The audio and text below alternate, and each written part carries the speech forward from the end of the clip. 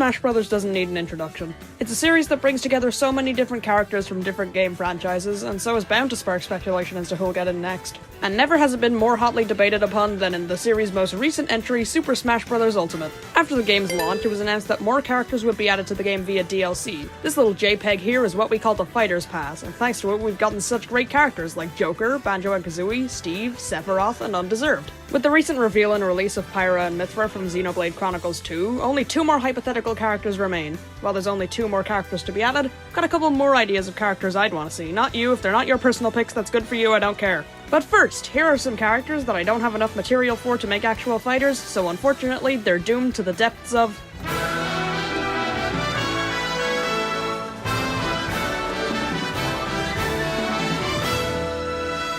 Mii fighters are where hopes and dreams come to die and stupid shit comes to thrive. It's with these we got Sans, Cuphead, Vault Boy, Bomberman, and HA! But what characters does this loser think will be shafted and sold on the eShop for 80 cents? Well, let's get funky and start with... Among Us!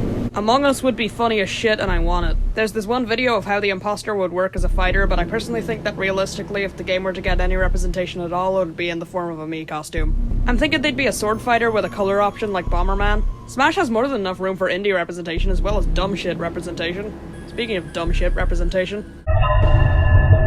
I want FNAF for the same reason I want Among Us, it would be funny and stupid.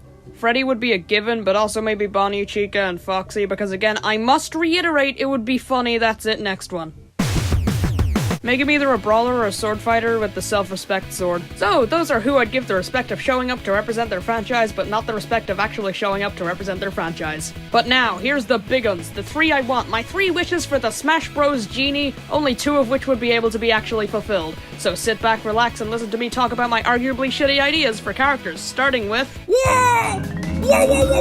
After Banjo was announced, Crash made his way up the ranks as my most wanted character. I feel like he has a decent fighting chance of getting in now, considering how chummy Activision has been with Nintendo lately, as well as that one leaker who's gotten everything right about Crash the past 2 years. Look, I'm not saying to trust leaks, I'm just saying this one seems likely. But how would he work?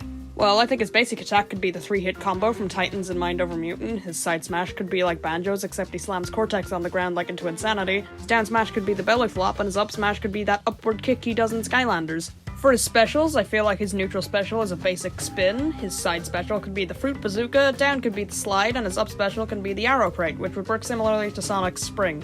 Now, before we get to his final smash, I can't help but think there's one thing missing. Aha! Wouldn't be a self-respecting DLC character without some sort of meter. Introducing the Aku Aku meter. For those uninitiated, in Crash's home series, Aku Aku is a witch doctor mask that functions as Crash's health bar. Without him, you die in 1 hit, 1 you die in 2, 2 you die in 3, and with 3 you become invincible for a brief period. Of course, we can't have that here, but we can have something like it. Crash will start a match with 1 Aku Aku, and the more damage he does to the opponent, he'll gain another mask, and the more damage he takes, he'll lose one. Losing all your Akus makes you easier to knock away, and makes your attacks weaker. Getting 3 Akus does the opposite, makes your attacks stronger and makes you harder to knock away. Kinda like Joker, except it doesn't reward shitty players.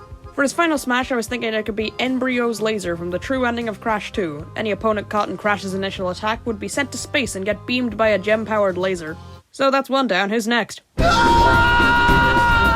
Unfortunately, this seems the least likely out of any of my 3 picks because Disney are fucking assholes, but I feel like Sora can work as a standalone fighter without Donald or Goofy, contrary to popular belief.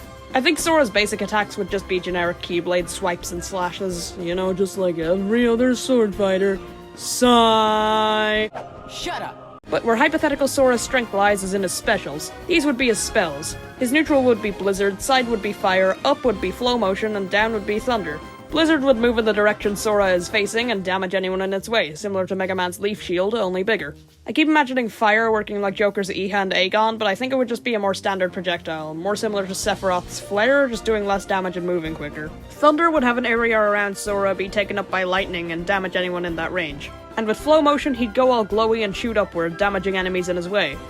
However, to make sure these aren't abused to hell and back, I think Sora would have some sort of wind-up animation similar to the ones in his home series, creating a risk-reward factor for both parties. Sora's final smash should be the Keyhole Seal. For context, at the end of most worlds in Kingdom Hearts 1 and 2, Sora must lock the world's keyhole to stop any more Heartless from appearing in that world. A crown symbol appears in the ground, the keyhole appears in the sky, and a beam comes out of the Keyblade to seal the keyhole. I feel like this would be his final smash because it encompasses a major part of the game's plot into a finishing move. Any opponents caught in Sora's initial attack are flown into the air and blasted with the Keyblade's beam. I also had this idea for Roxas being one of Sora's alts, considering how they're pretty much the same character, and also the fact that Roxas is my favorite character. Let me have this. Alright, 2 down, 1 to go. Who's next? It's time for the moment you've been waiting for. Da da da da da da da da da da da da da da